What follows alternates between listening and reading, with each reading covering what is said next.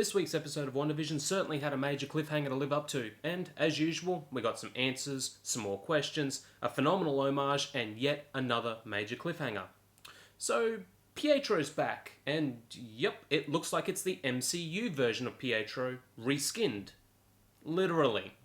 This week's slightly longer episode looks to have completely passed over the 90s era and skipped straight to the early 2000s, paying a pitch-perfect homage to Malcolm in the Middle, going so far as to ape the title credits text and the stylized athletic of the title credits sequence itself. It was perfect. Billy and Tommy are breaking the fourth wall, and there are cutaway gags involving Wanda, Vision, and Quicksilver, who are rocking comic book accurate costumes in all their dorky glory in this Halloween themed episode. Halloween. My favourite holiday for a sitcom to use. In what's become something of an annual tradition, most long-running sitcoms will play their plot around this single night. And WandaVision does a fantastic job of paying homage to this. In fact, if you were to remove all of the MCU flavouring, this week's episode would work perfectly fine as a sitcom episode. It's unique, it's funny, and it's really well crafted. I'll give the show this. When they said they were committing to this sitcom framing, they really committed. In this week's episode, between Billy and Tommy trick-or-treating and learning they have their own unique powers, Vision finally starts investigating the strange happenings of this humble town.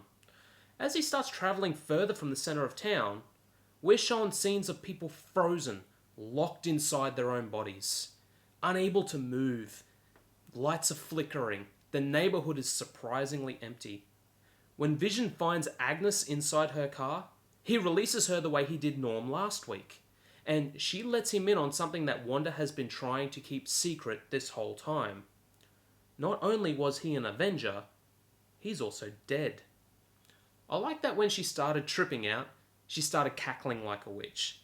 That was clever. It's pretty sure to have the internet abuzz with all of our predictions leading into next week's episode. Agnes's cryptic comments spurns Vision into venturing outside of Westview, through the static wall and into the real world. Turns out, the only thing that's really keeping Vision alive seems to be Wanda's magic, and as soon as he makes it through, he starts to break down. Now that I think about it, if this had been a human being, this would have been utterly horrific. Bits of Vision's body are flying off him back through the static wall, exposing his insides. It's damn near something out of a horror film. So, with Vision being quite literally torn apart, Wanda was forced to extend Westview this week, engulfing Sword's camp and its soldiers. Next week we'll probably have some more faces popping up inside of Wanda's world, including Darcy, who was strung up by Hayward, who had forced her, Jimmy, and Monica off base for questioning his authority. Starting to see some shades of a villain there, so it's going to be fun to see how Darcy enters Westview next week. Speaking of which, with Westview glitching out of Wanda's control, it's likely we'll start seeing more of these glitches now that the world has grown even bigger. Wanda was already starting to lose control, so it's going to be interesting to see how she handles even more people next week. I really like that the storyline outside of Westview was starting to progress here. There is only 3 episodes left of this series, so it was high time we hit high gear.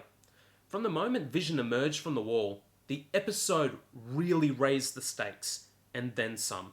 Watching Vision being torn apart, piece by piece, while he tried to escape Westview's pull was surprisingly dark for this show. It's easily the most disturbing thing we've seen thus far, and it looks to be a distressing sign of things to come. Speaking of disturbing and distressing, we got a brief glimpse of Pietro's body in this episode, bullet wounds and all. It's bleak stuff, especially considering he had just finished telling Wanda the last things he remembered before dying, which in itself sounded pretty vague. I'm still thinking that this maybe isn't the MCU version of Pietro. Hell, for all I know, it's probably just some guy she invented out of thin air who's cosplaying as Quicksilver. I don't know, I'm a dreamer. I still live in hope of a fractured multiverse and all of the chaos that might one day bring. Doom. I want Victor Von Doom. If anything, I really feel like this episode is setting up the endgame of WandaVision. We had a massive expansion of Westview. We had confirmation that Wanda really doesn't remember starting up this whole thing. The loosening grip on Vision, who has now learnt the truth of his situation. This was a big episode, masquerading as the funniest episode of the season as well. I'll make no secret of my love of Malcolm in the Middle, so paying homage to that is fantastic. WandaVision really couldn't match the insanely iconic theme song to that show, but I think it got pretty damn close to operating as a traditional sitcom this week. I think next week's episode will probably be paying homage to Modern Family or The Office. I think that pulls us into the modern age, until we end up smack bang in the middle of a Big Bang Theory homage. God, I hope not. Just not that. Literally anything but that. So, did you like episode 6 of WandaVision? Do you love Malcolm in the Middle as much as I love Malcolm in the Middle? As always, let me know in the comments below, and I'll see you in next week's episode. Later days.